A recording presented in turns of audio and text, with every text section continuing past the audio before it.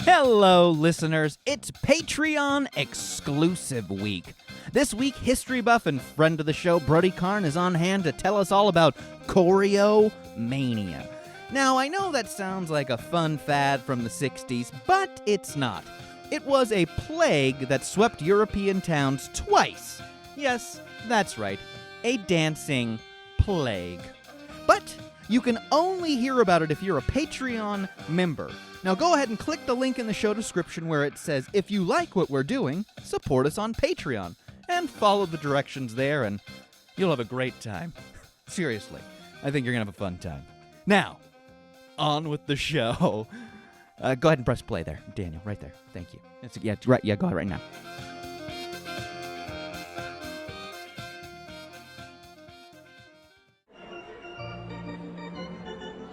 Baseball, a sport where a game can take 7 hours and end with a score of 1-0. Yes, baseball.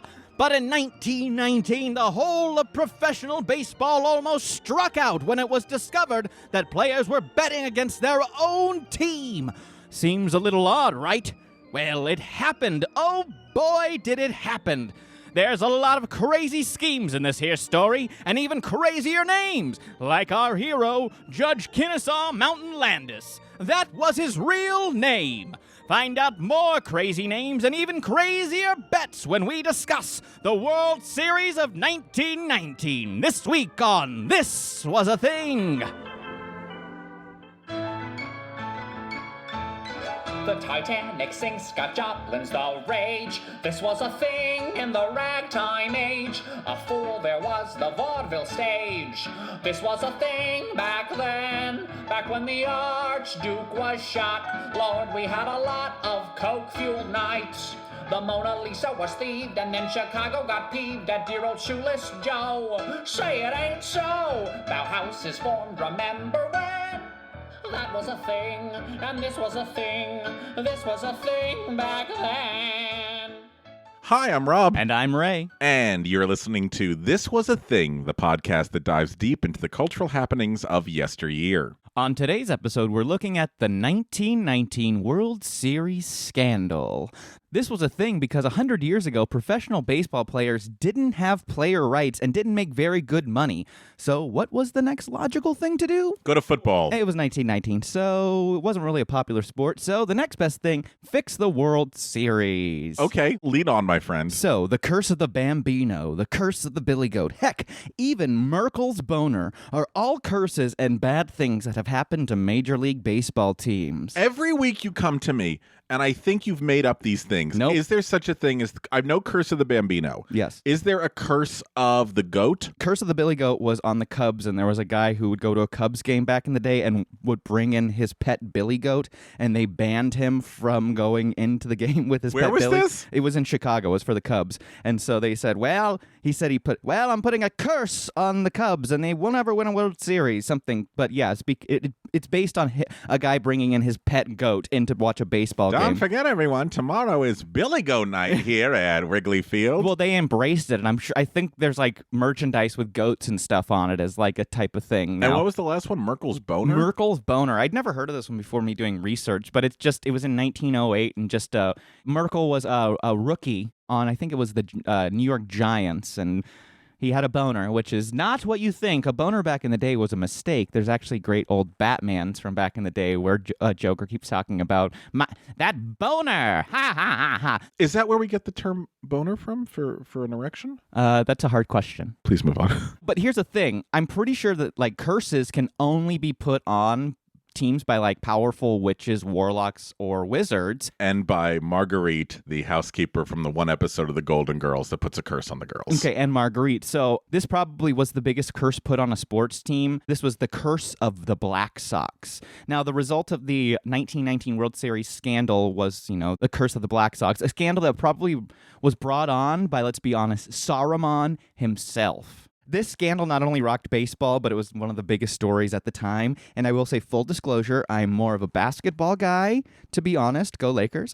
But this scandal has always been something that interested me. And so this podcast was the perfect medium for me to, as we say, dive deep into this cultural happening of yesteryear and do the research. The thing is, there's so many differing stories that it's very hard to get all the facts straight. So this is presented with the best of my knowledge, but there was probably about 5 different timelines that I found, and like with all different varying pieces of information. So there's a lot to this story. Great. There's a lot of different colorful characters, so that's fun. But unfortunately, since it's 1919, I couldn't find any clips from back then, not even like really radio clips, so they don't have audio. But get ready for some voices, folks. Woo!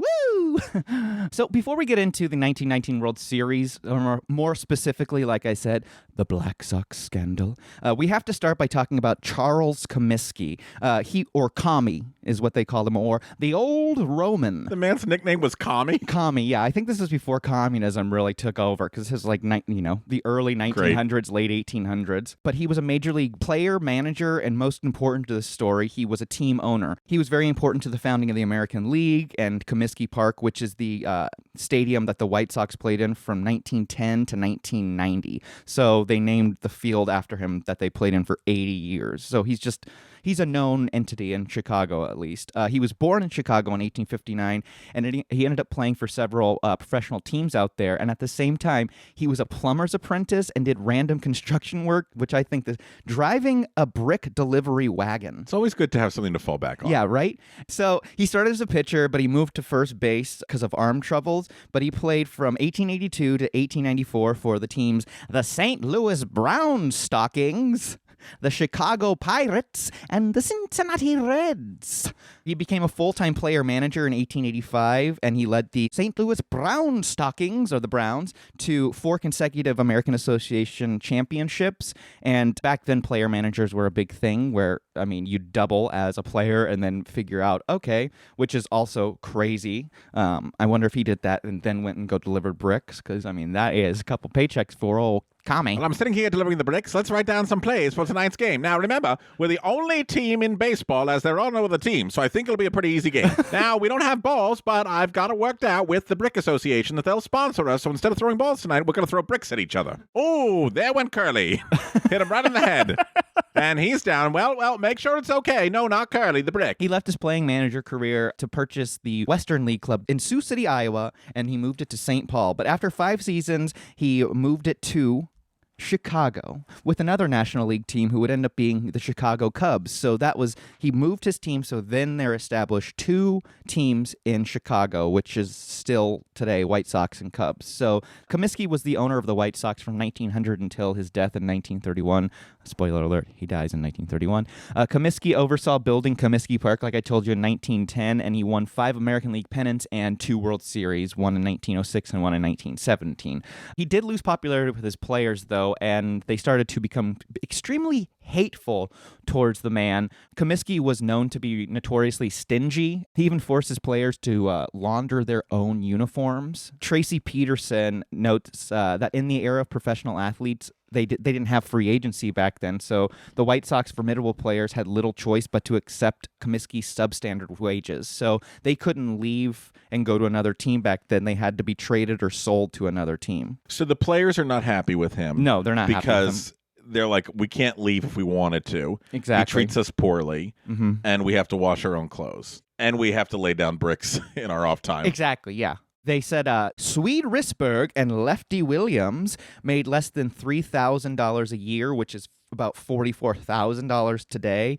And Shoeless Joe Jackson and Buck Weaver made about $6,000 a year, which is $88,000 today, which, if you look at baseball contracts, $88,000 is about what a pitcher would probably make in a game nowadays. So wait a minute.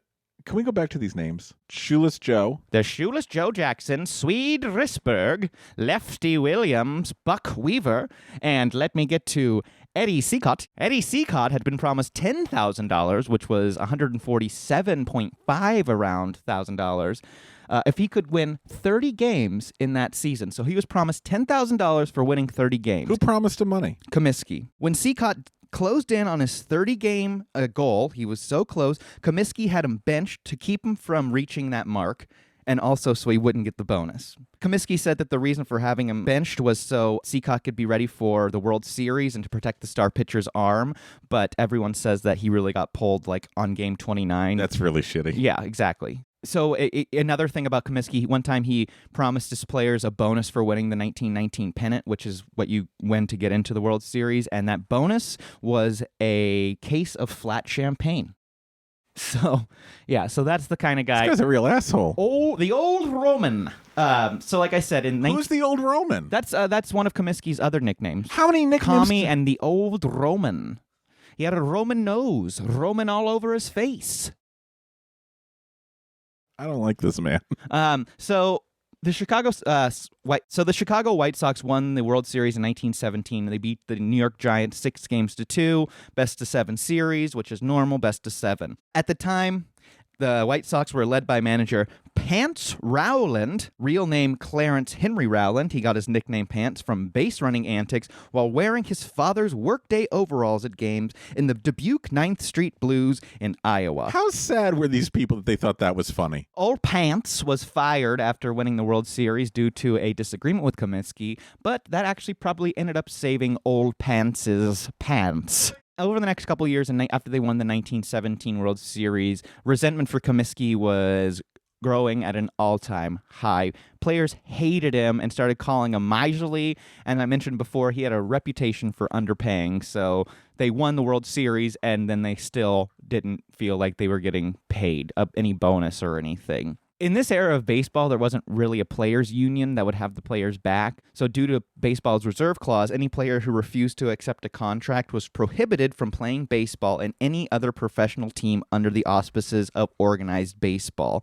So players weren't allowed to change teams without the permission of their current team. So with no unions, players essentially had no rights for bargaining power. So if you didn't like your contract, you could leave, and then you couldn't play anything that was called organized baseball, or you would get fined a crazy amount. In this era, all player contracts were only for 1 year, and so there weren't even long-term contracts like there are today.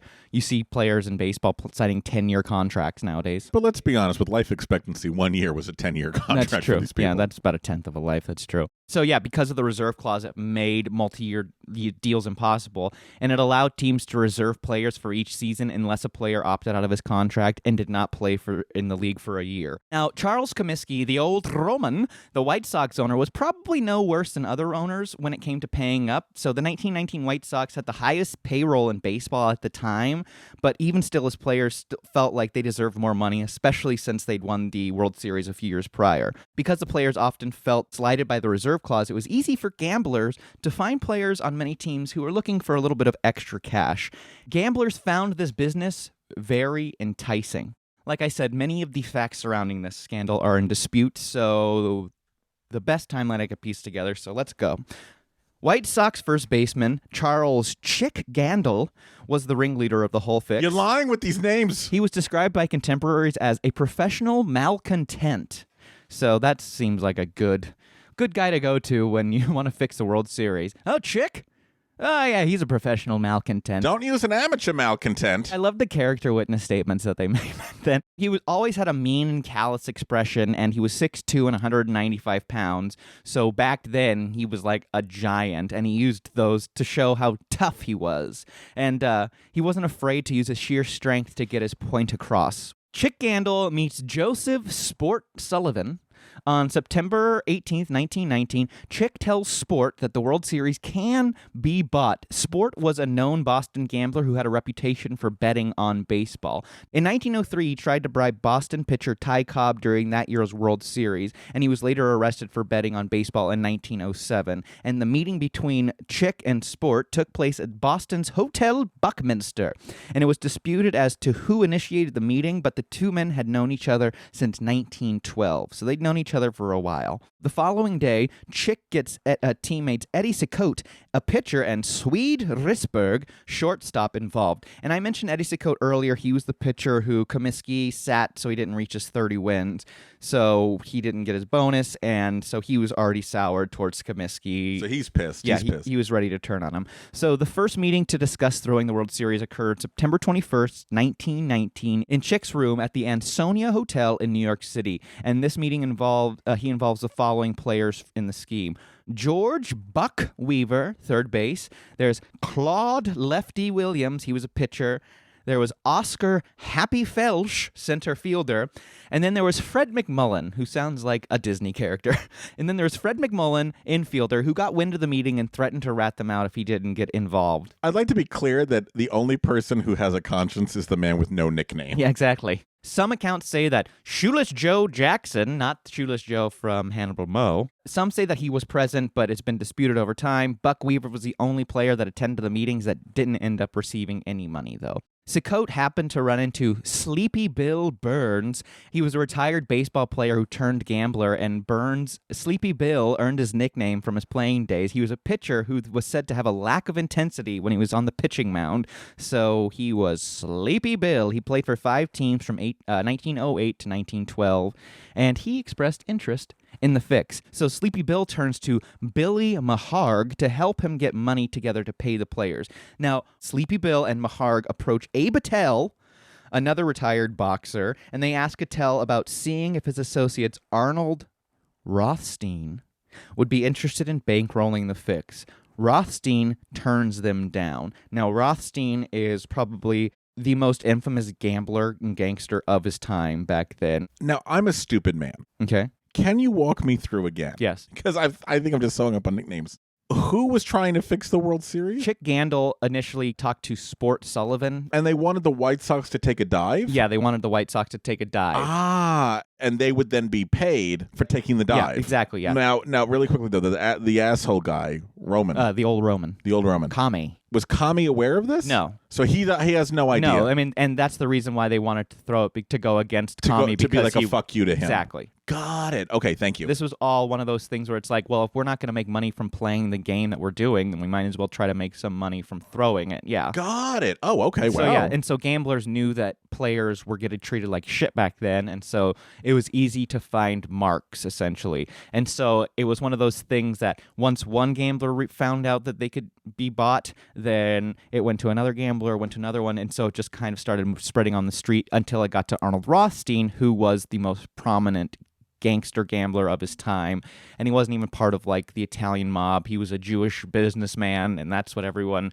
knew him as. And he actually was the basis of the character of Nathan Detroit, because from Guys and Dolls, because he is said to have run the oldest established permanent floating crap game in New York, where Damon Runyon got the idea for that from. I did not know that. Yeah, Rothstein had deep pockets and even deeper connections, and he ran a casino in Manhattan, so he had notoriety, and that was big. So Sleepy Bill and Maharg approach Abe Attell, and Attell goes to Rothstein about fixing it, and Rothstein says, no, I don't want to do this. The day after that, Attell goes to Sleepy Bill and Maharg and says, you know what, Rothstein has changed his mind, which was a lie. He tells them that Rothstein will put up $100,000 for the fix, but doesn't want his name mentioned. Rothstein will put the money up, but doesn't want his name mentioned. A few days later, September 26th, Sport Sullivan approaches Rothstein with the same proposal, and Rothstein shows more interest in Sport's proposal because he respects him more.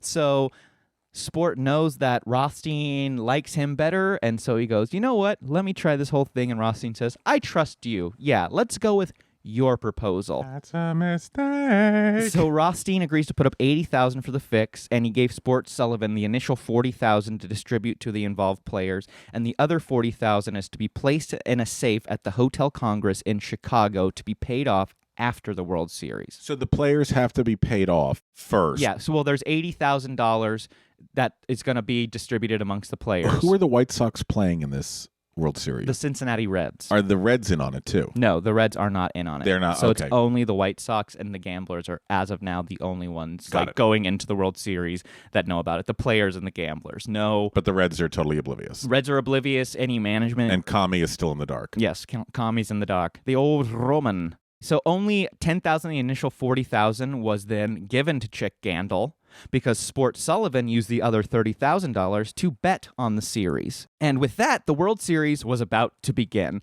And from the initial meeting discussing the fix to the start of the World Series, it was only a matter of 14 days, so 2 weeks to get all this in play.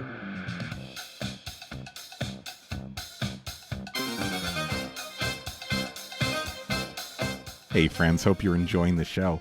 If you are, could you do us a favor? After you listen to today's episode, open up your podcast app and leave us a review please. The more reviews we get, the more people will discover us, and the more people that discover us, the less lost we'll feel. You're good, buddy. It's okay. Look, nothing has ever been easier to do. Just go ahead and grab a pen real quick. It's okay. We'll wait. Don't worry. Okay, head on over to your podcast app, click those 3 dots in the lower right-hand corner, click Go to Show, scroll down till you see ratings and reviews, then leave us some stars and a comment or two so our parents know that it was worth all the tuition that they spent. And if you really love us, head on over to patreon.com and send us some money, and in return, you will get access to merch, special episodes, bonus content, pictures of me shirtless. Okay, that's patreon.com. Search This Was a Thing and help us out. But you know what? You've already helped us out today by listening to us, and we can't tell you how much we appreciate that. So thank you. Thank you. Now it's time to get into the World Series. Like I said, the 1917 World Series was a common 7-game series, what you see all the time now. But in the 1919 World Series, it was actually a best-of-9 game format. And this was only one of 4 times in sports history for this format to be used. The first was in 1903, and then in 1919, 1920, and 1921. And it was partly due to increased popularity in the sport and was also like a revenue generator. So they thought, okay, 2 more games, we'll get some more money, let's see what it does. So it's just crazy that there was 2 extra games that could be bet on. So game 1, there were rumors of an alleged fix amongst gamblers, and a sudden influx of money started being bet on Cincinnati, and it caused the odds against them to fall rapidly. So it started getting out there, and so everyone started betting on Cincinnati. So odds started to plummet against them, but they were still betting. So the first game began at 3 in Cincinnati's Redland Field. Chicago failed to score at the top of the first. In the bottom of the inning, Cicotte, who was paid his $10,000 the night before the series began, he hit the leadoff hitter Maury Rath in the back with his second pitch, a prearranged signal to Rothstein that the fix was on. So him throwing and hitting the Cincinnati Red was a signal going, okay, we're doing this. So even so, the game remained close for a while, due in part to some excellent defense from the conspirators seeking to deflect suspicion from themselves. So they were still trying to play, but they were trying to get that one error, that little thing that'll make them lose the game, but they still wanted to put on an effort because they were still a good team. Now, in the 4th inning, Cicotte went haywire, and the Reds ended up scoring 5 times to break a 1-1 tie. Cicotte was relieved at that point, but the damage was done. The Reds went on to win 9-1. So Sleepy Bill and Maharg met with Abe Attell, and they withheld the next installment of $20,000 nonetheless to bet on the game. So they still held $20,000 more to bet on the game. And the next morning, Gandil met with Attell and again demanded money, but no such luck. That night, Charles Comisky and White Sox manager Kid Gleason met to discuss rumors that there was a fix. So after Game 1, Comisky and the White Sox manager started going, is there a fix going on? This seems a little weird. And these rumors also reached the press box, where a number of correspondents, including Hugh Fullerton of the Chicago Herald and Examiner and ex-player and manager Christy Mathewson, they compared notes on any plays that they felt were questionable. However, most fans and observers were taking the series at face value. And October 2nd, the day of the second game, the Philadelphia Bulletin published a poem which would quickly prove to be ironic. A reading by Raymond Hebel. Still, it really doesn't matter, after all, who wins the flag.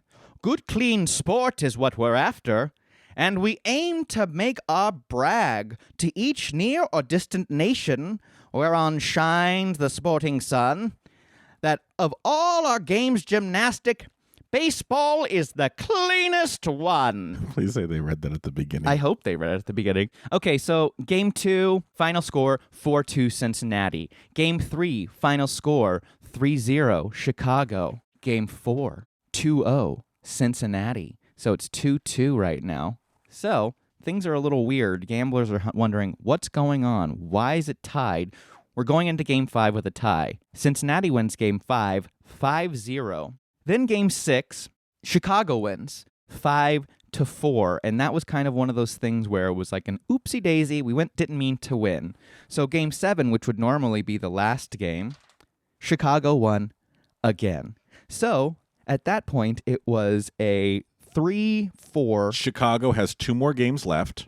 Games 8, games 9. If they get to a game 9. So Cincinnati only has 1 more game to win Oh, I see. 5. So game 8, Cincinnati has to win this. Cincinnati has to win this, or it goes to game 9, and it'll be tied 4-4. Okay. So once it gets to game 8, Cincinnati is it's 4-3. So what happens on game 8? So game 8, the final score is 10-5 Cincinnati, and so Cincinnati wins the series.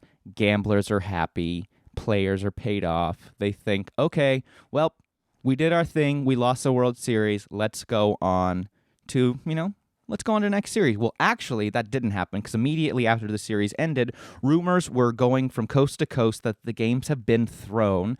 That same journalist, Hugh Fullerton of the Chicago Herald and Examiner, disgusted by the display of ineptitude by which the White Sox had thrown the series, wrote that no World Series should ever be played again. And a few days following the World Series, White Sox owner Old Roman Comisky released a statement that if anyone knows of a possible fix, he will pay them $20,000, which for Comisky, that is quite the reward for the man who's known to be pretty frugal with his money. I mean, what he's saying is if you can tell me if my guy's fucked up, I'll give you money. Exactly. Shit. So yeah, so he knows because from what I read, it seemed like the White Sox were clear favorites to win over the Reds for the World Series before there was any talk of a fix. Now, on December 15, 1919, the New York World publishes an explosive article by that Hugh Fullerton, and it suggested that the World Series was fixed. Okay, so the next year, rumors were flying around that the White Sox throughout the 1920 season as they battled the Cleveland Indians for the American League pennant. And there were stories of corruption and cheating, and it made their ways to the players on other clubs, and other players didn't like that. And then in September 1920, there was a grand jury that was convened to investigate. So Eddie Cicotte confessed to his participation in the scheme. So on the eve of the final season series, the White Sox were in a virtual tie for first place with the Indians. And despite the season being online, Charles Comisky, suspended 7 White Sox players still in the major. Comisky said that he had no choice but to suspend them, even though this action was likely cost the Sox any chance of winning that year's American League pennant, but he thought they had to do it. So the Sox lost 2 of the 3 games in the final series against the St. Louis Browns and finished the season second, 2 games behind Cleveland. The grand jury handed down its decision on October 22nd, 1920, and 8 players and 5 gamblers were implicated. The indictments included 9 counts of conspiracy to defraud. The 10 players that weren't implicated in the gambling scandal, as well as manager Kid Gleason, were given bonus checks to the amount of $1,500, which is about $19,000 by Comisky in the fall of 1920, and that's the amount equaling the difference between the winners and losers share for participation in the 1919 World Series. Shoeless Joe Jackson, who was also in the criminal court building, said that he wanted to confess, and Lefty Williams also confessed for his role in the scandal. Arnold Rothstein was summoned to Chicago to testify before a grand jury investigation on the incident. Rothstein said that he was an innocent businessman intent on clearing his name and his reputation. Prosecutors could find no evidence linking Rothstein to the affair, and he was never indicted. Rothstein testified, "The whole thing started when Abe Attell and some other cheap gamblers decided to frame the series and make a killing. The world knows I was asked in on the deal, and my friends know how I turned it down flat. I don't doubt that Attell used my name to put it over. That's been done by smarter men than Abe, but I was not in on it. Would never have gotten into it under any circumstances, and did not bet a cent on the series after I found out which was underway."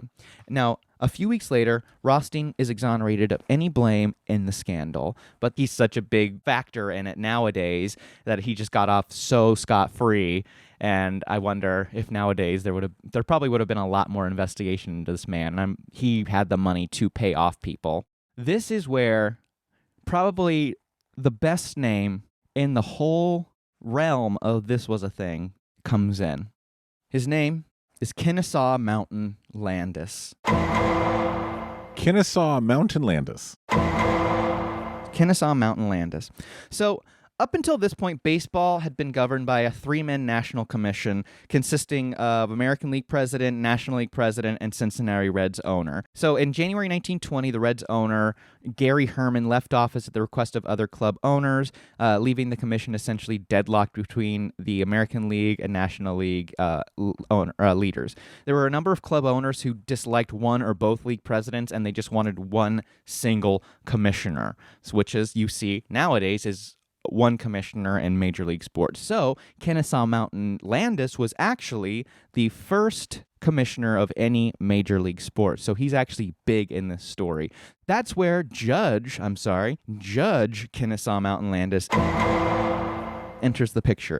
Now, Landis's name was mentioned at the press for this role, and the influential baseball newspaper, The Sporting News, which is still around today, sought his appointment. Now, Kennesaw Mountain Landis... That is Judge Kennesaw Mountain Landis. Not Secretary Kennesaw Mountain Landis. Judge. Now, Judge Kennesaw Mountain Landis has been a federal judge since 1905, and he was actually appointed by Teddy Roosevelt as a judge on the United States District Court for the Northern District of Illinois. So Judge Kennesaw Mountain Landis was born in Millville, Ohio in 1886, and he was named after the site of the Battle of Kennesaw Mountain, a major battle in the American Civil War, which his father had been wounded in. There are two mistakes in my life, and they're both going to have the same name. Go get your gavel. And don't run around with my pants like those hooligan baseball players. Landis received national attention back in 1907 because he fined Standard Oil of Indiana more than $29 million. He fined them? Yeah, so that was $800 million nowadays. So, I mean, that's just a huge number for back then.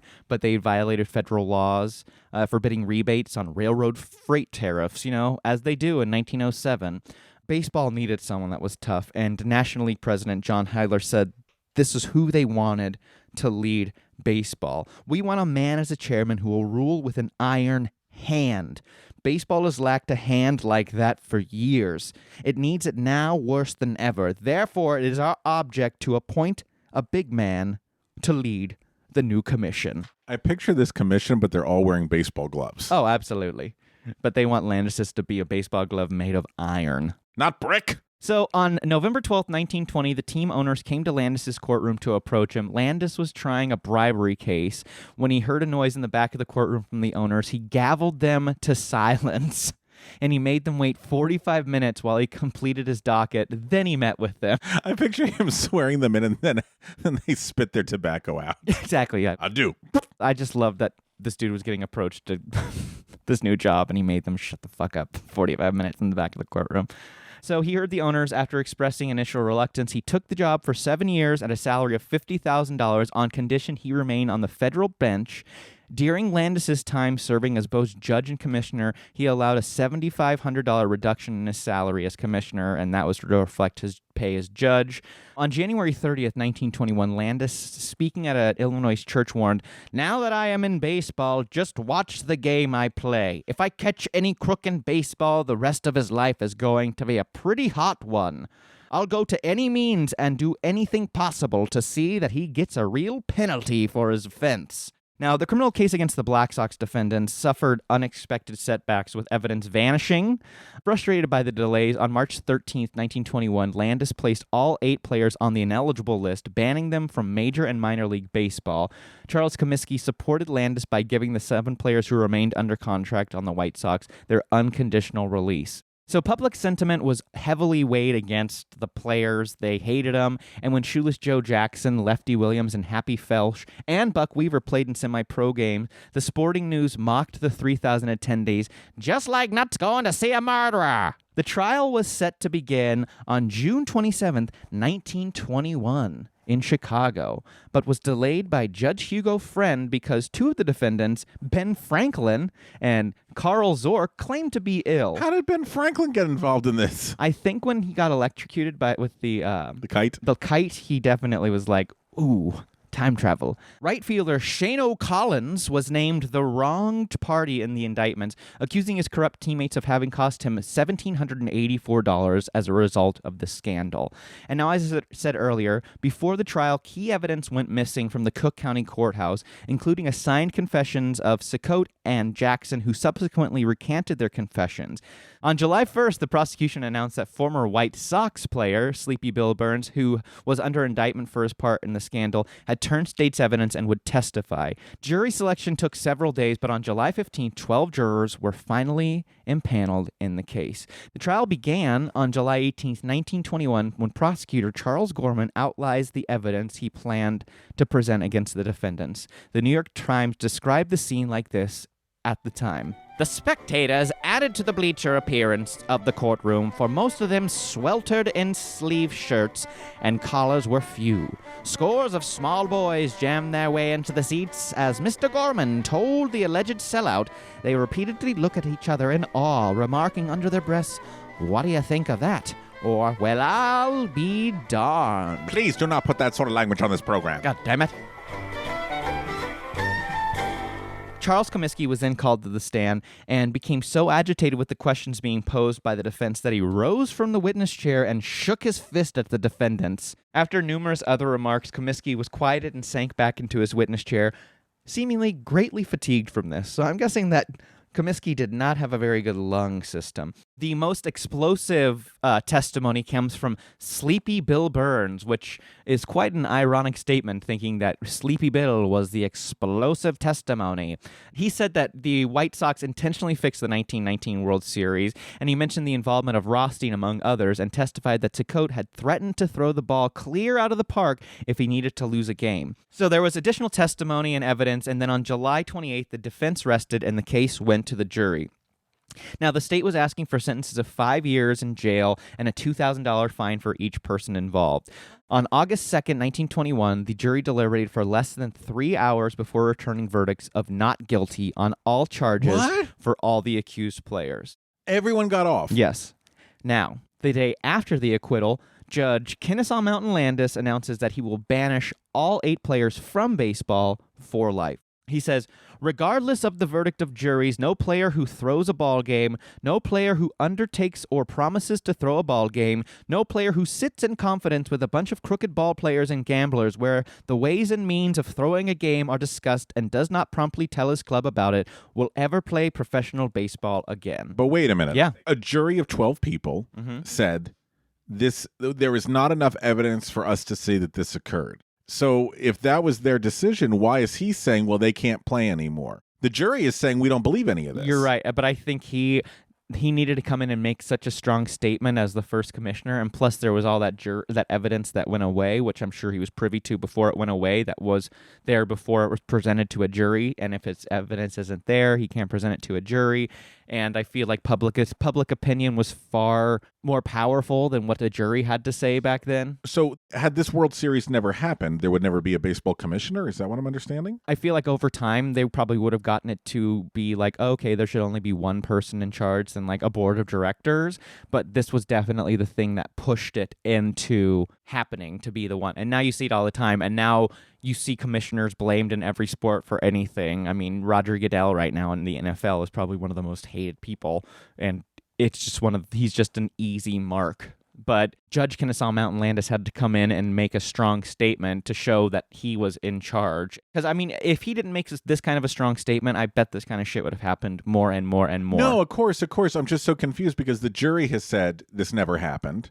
Now, I mean, I think we have a lot of evidence to the contrary. Yeah, exactly. But the jury said it never happened. Okay, so I'm sorry. So then how did these players react to the fact you're being banned for life? Well, okay, so the commissioner took the line that while the players had been acquitted in court, there was no dispute that they had broken the rules of baseball, and none of them could ever be allowed back in the game if they were to regain the trust of the public. So because they broke the rules so bad, if they were to be put back in, then the public would be like, well, look, you're letting these guys that broke the rules come in, so why... yeah, okay, they're good baseball players, but they broke the rules. What are rules in place for if they're not meant to be followed? And so I think there was so much rule breaking happening that Kennesaw Mountain had to come in, like I said, and establish if you're going to break rules, you're going to not be allowed to play baseball, whether you like it or not. And if you think about it, baseball probably was, even though you weren't getting paid that much, if you get to play baseball for a living, even back then, which had to have been better than being a bricklayer. You bite your Irish tongue. So following the commissioner's statement, it was universally understood that all 8 implicated White Sox players were going to be banned from Major League Baseball. 2 other players believed to be involved were also then banned. Judge Kennesaw Mountain Landis, relying upon his years of expertise as a federal judge and attorney, used his decision as the founding precedent for the commissioner of baseball to be the highest and final authority over this organized professional sport in the United States. So with that, he said, I'm the final say. Everything goes through me, which still commissioners have the highest say. He established the precedence that commissioners was invested in the league with absolute power and the responsibility to determine the fitness or suitability of anyone, anything, or any circumstance to be associated with professional baseball, past, present, and future. So after the banning, Swede Risberg and several other members of the Black Sox tried to organize a 3-state barnstorming tour. However, they were forced to cancel the plans after Landis let it be known that anyone who played with or against them would also be banned from baseball for life. And they announced the plans to play at a regular exhibition game every Sunday in Chicago, but the Chicago City Council threatened to cancel the license of any ballpark that hosted them. So everyone was playing by the rules of Judge Kennesaw Mountain Landis. With 7 of the best players permanently sidelined, the White Sox fell into 7th place in 1921 and would not be a factor in the pennant race again until 1936. Which was 5 years after Comisky's death. So for the rest of Comisky's life, the White Sox had no relevance, really, in baseball. They wouldn't win another American League championship until 1959, which was a then-record 40-year gap from winning the last. And now I think the Cubs made it to like 70 years, though. And they wouldn't win a World Series again until 2005. That was where the big curse of the Black Sox came in. Now, in 1956, a Sports Illustrated article, Chick Gandil expressed remorse for the scheme, but wrote that the players had actually abandoned it when it became apparent that they were going to be watched closely. So according to Gandil, the players' numerous errors were a result of fear that they were being watched. So I don't know if that's the truth or what. So they're not throwing the game, they're nervous. Yeah, they're nervous that people are realizing that they're going to throw the game, and so their nerves make them throw the game. I don't know. Seems a little fishy to me. Now, Shoeless Joe Jackson was raised in South Carolina and had a limited education, and so he said that he was drawn unwillingly into the conspiracy, while Buck Weaver admitted to his presence in the meetings, but he stated that he took no money. Both men stated that their play on the field and their batting percentages during the series indicated that they did not help throw the World Series. 375 for Jackson, 324 for Weaver. None of them were ever reinstated, like I said, and Landis telling a group of Weaver supporters that his presence at the meetings with the gamblers was sufficient enough to bar him.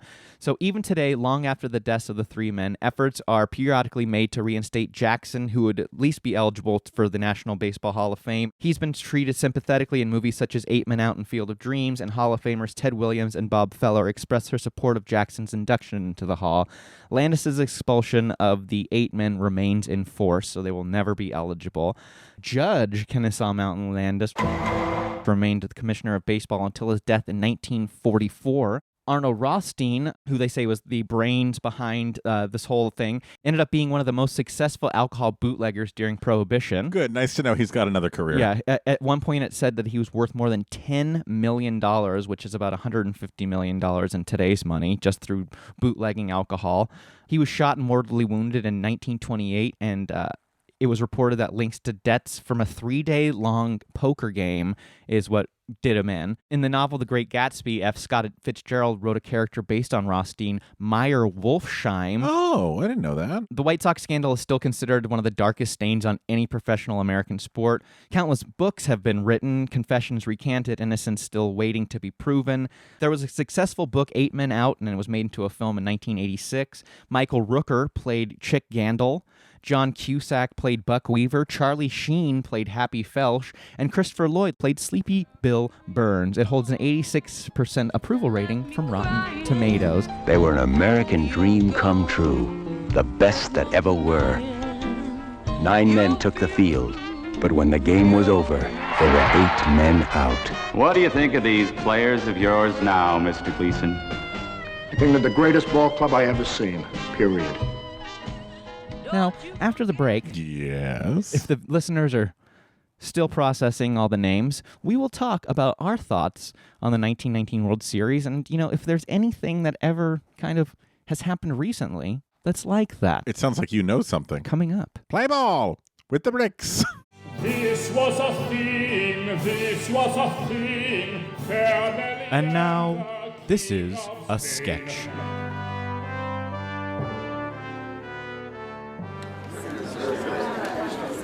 Settle down there, fellas.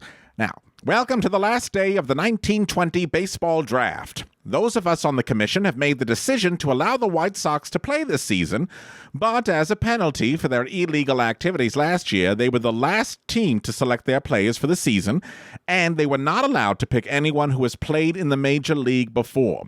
To announce his new team, here is the old Roman. Thank you, Commissioner. This was not an easy selection process, not because there was so much talent, but because there really was no talent. None. Literally, someone came to tryouts with a mallet. Why would you even have a mallet? Regardless, we did what Chicagoans have been doing since the founding of our city. Buried our faces in a beer and hoped to God we'd wake up in the morning not regretting too much of our lives. Anyway, without further ado, here is the starting lineup for your 1920 penalized Chicago White Sox. From the backwoods of Marion, our star hitter, Melvin Comisky. We call him our star hitter because he once punched Rudolph Valentino. Having recently raised 4 children and 5 grandchildren and looking for something to fill the day since her husband passed, our pitcher is Mrs. Elvira Nugent of Cicero, who, at 79 years old, is the oldest player in baseball history. My neighbor said the exercise would be good for me. Okay, slugger. As you know, the catcher is pivotal to our success, and this catcher says he caught and outed more guys than any baseball team, so we know we're in good hands with confirmed bachelor Mr. Tobias G. Winston of Edgewater. He's also saving us money this year as he is bringing his own knee pads. Finally, first, second, and third base will be Al Capone's girlfriend, Mrs. O'Leary's cow, and a slice of deep dish pizza, respectively. I look forward to exploring new and interesting ways to lose in the upcoming season. Play ball!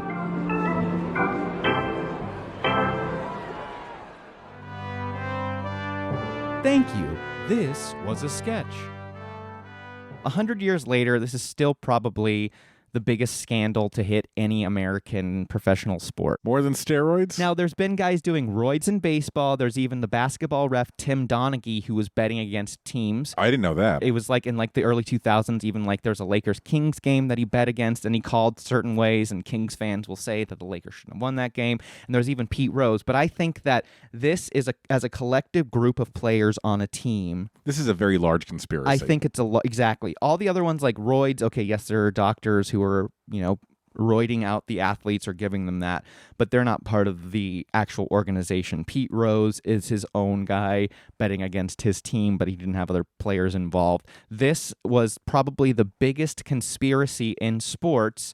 And for a guys to get together and throw the World Series, to throw it to lose it it wouldn't happen nowadays, at least with player contracts and players, minimum salaries and stuff. Players can feel like they're, getting their money's worth, especially for how big the game of baseball is. And it sounds like these players that, first of all, obviously what they did was wrong, but it sounds like what they were trying to do was say, we're sick and tired of being walked over. We're sick and tired of being stepped on and not being treated with the respect that we think we deserve because we're making you a ton of money. Why aren't you giving us any of it? Exactly. So for them to go forward and say, yeah, we're going to take our own team and make our own team lose, that's a pretty big statement to make. Exactly. But would not have happened had they been treated correctly in the first place. Yeah.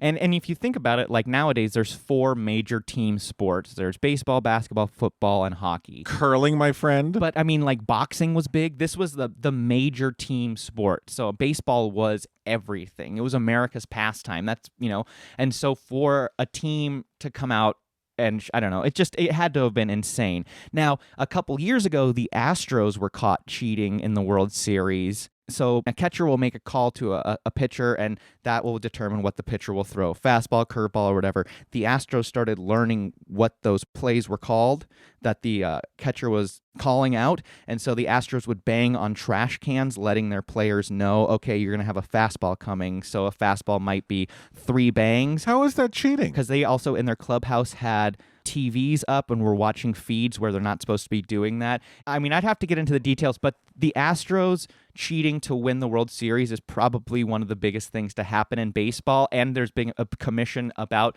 saying, yes, there was cheating. Was their win taken away from them? Their win wasn't taken away from them. They just got a slap on the wrist. So let me see if I understand this, because I'm not a baseball person. Yeah. So what you're saying is the pitcher and the catcher are both part of the same team. Yes. The catcher throws a signal to the pitcher.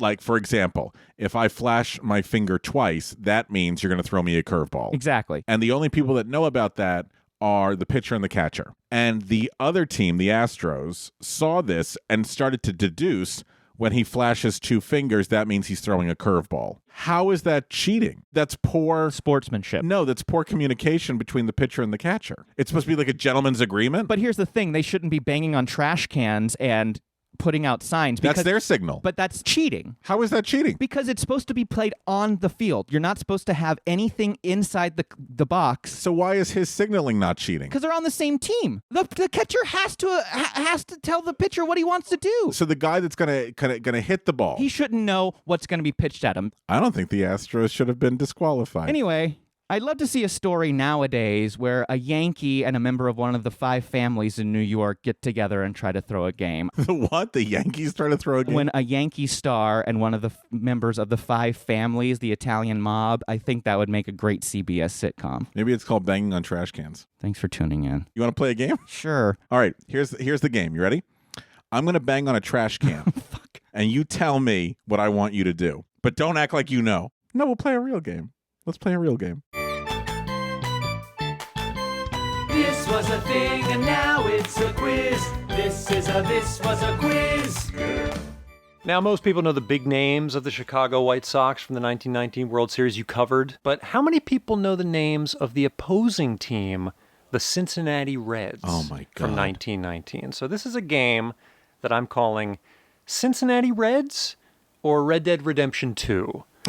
So I am going to, I have a list of names here. Big RDO fan. Okay, well. I'm a big REM fan. Man on the moon.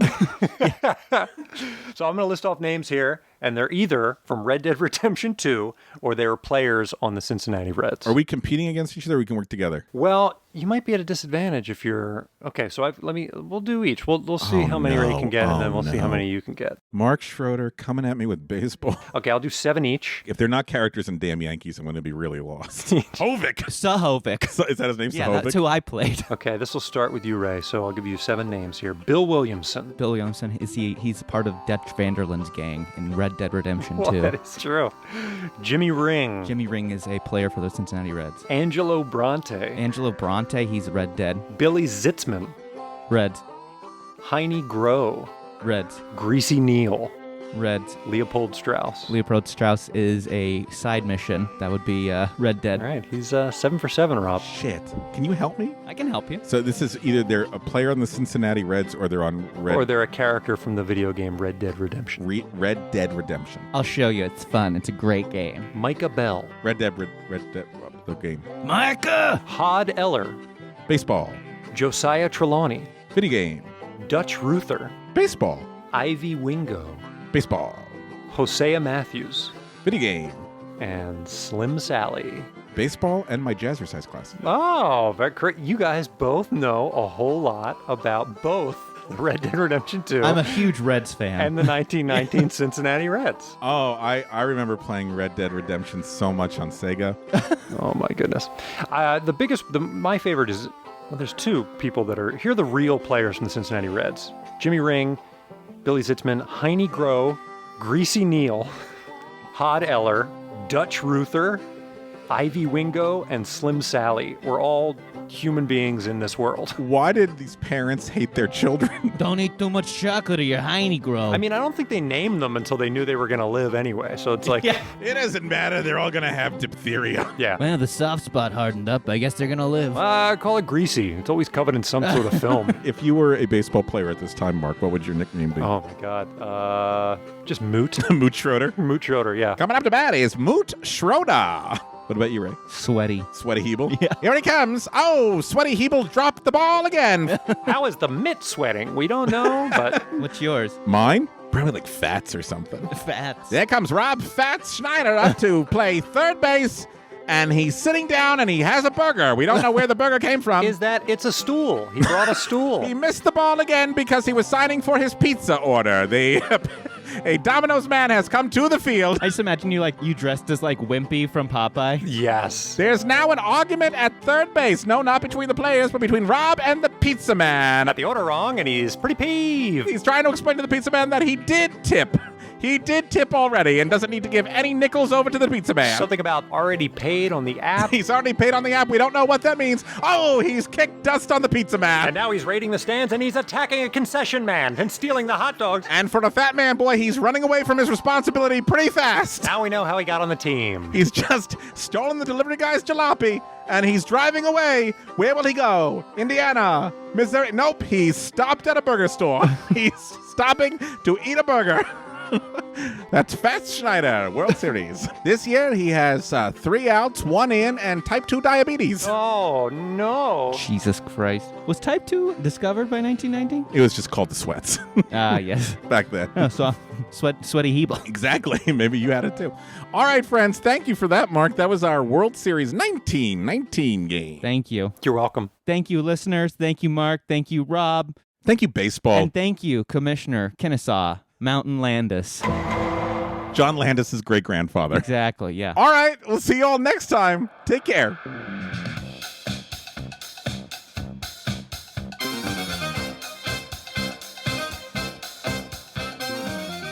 Thanks for listening to This Was a Thing, and a big thanks to the folks that keep this show running.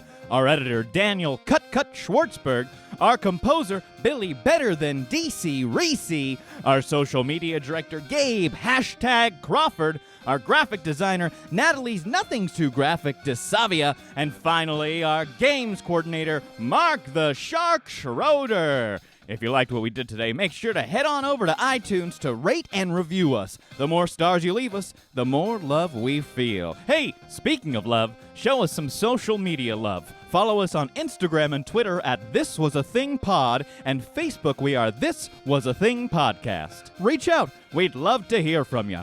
And if you really liked what we did today, head on over to patreon.com and become one of our sponsors, and you'll get access to special episodes, interviews, and merch. That's Patreon. Search This Was a Thing and support us so we can keep doing this show.